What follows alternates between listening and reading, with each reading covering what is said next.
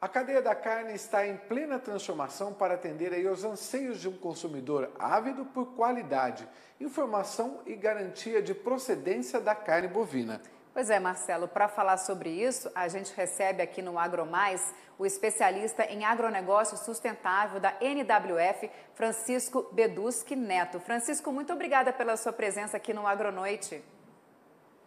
Opa, boa noite. Eu é que agradeço em nome da NWF a oportunidade aqui, Daniela, Marcelo e todos que acompanham o AgroMais.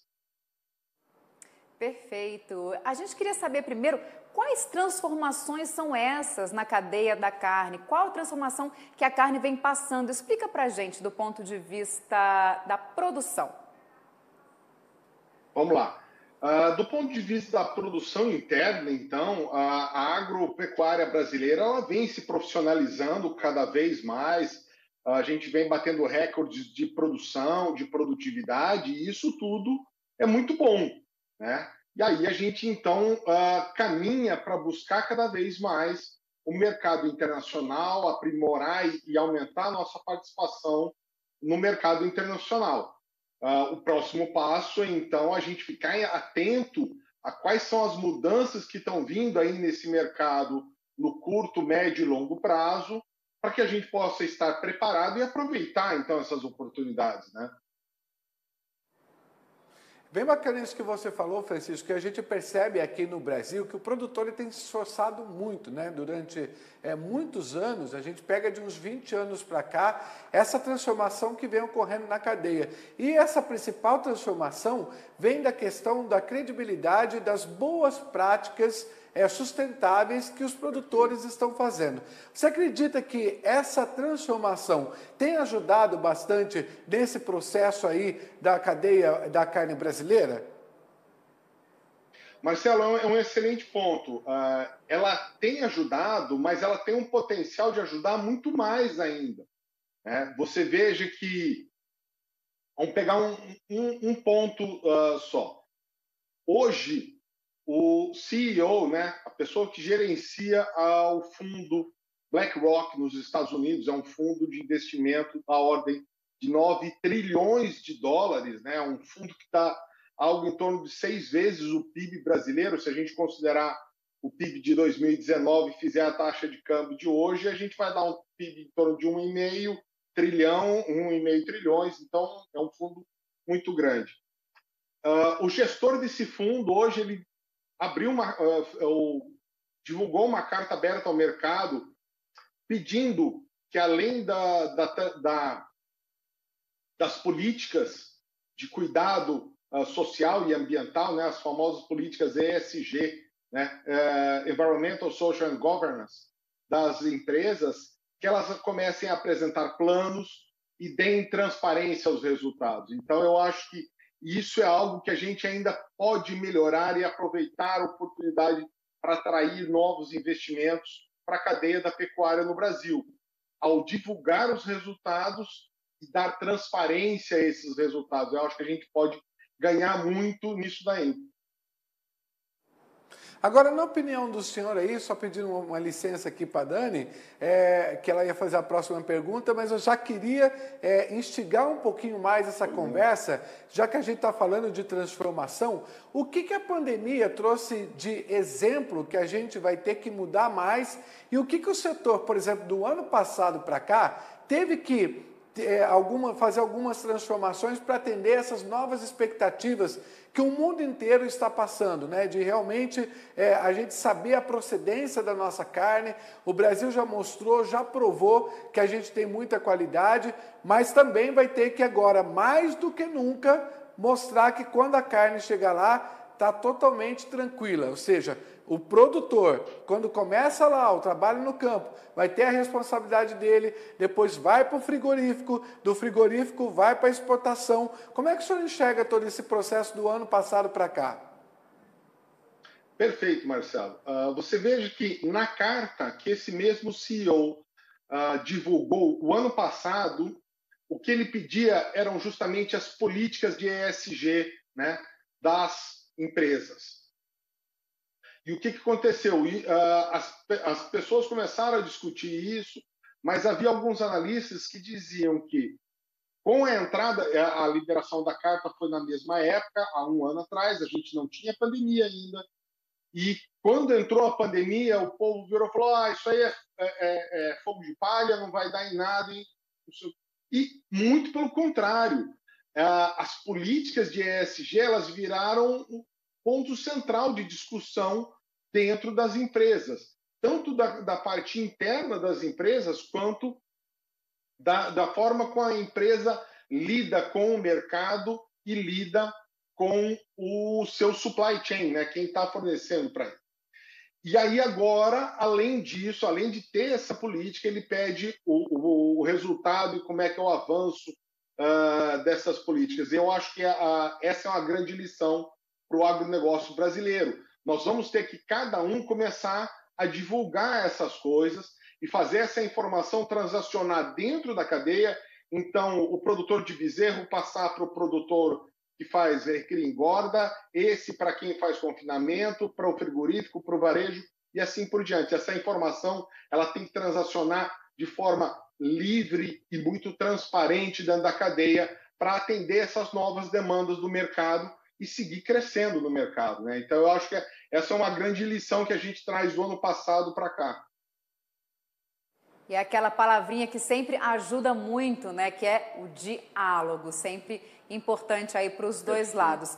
Francisco, a gente sabe que a China é o país que mais compra carne brasileira. O que a gente pode citar com relação às transformações relacionadas ao mercado externo? Existe uma tendência também de aumento da China produzir carne suína. Eu quero saber o seguinte, isso pode afetar as exportações brasileiras?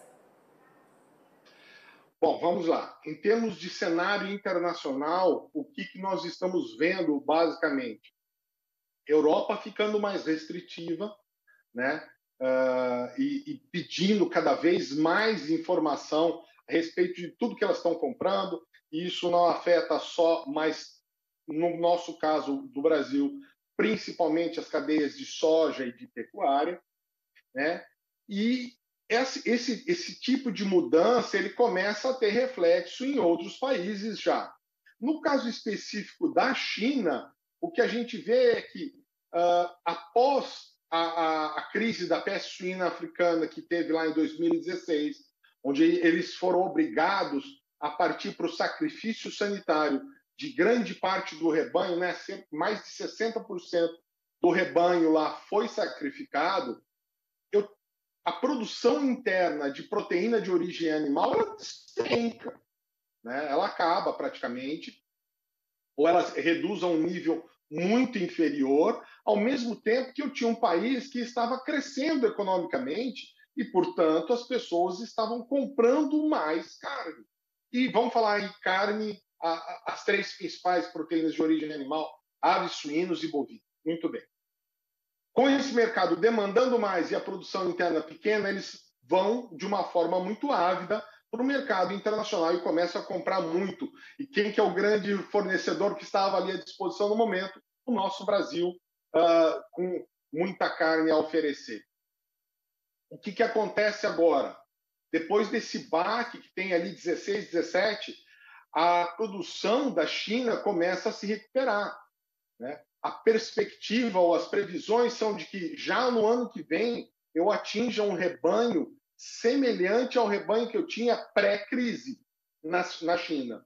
E com essa mudança e uma perspectiva de eu ter o volume de abate pré-crise já em 2025, quer dizer, eu tenho, a partir da segunda metade dessa década, eu tenho uma grande demanda interna para a população da China sendo atendida por produção chinesa, né?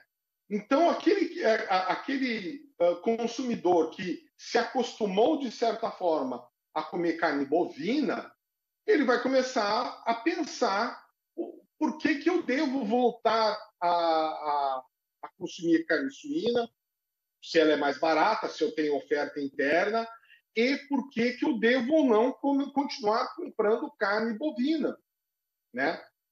Então, dar a essa atenção, a essa ponderação que o consumidor vai fazer é muito importante porque o consumidor que ele está bem atendido, ele passa a ser a mais exigente. Essa é a situação natural do mercado.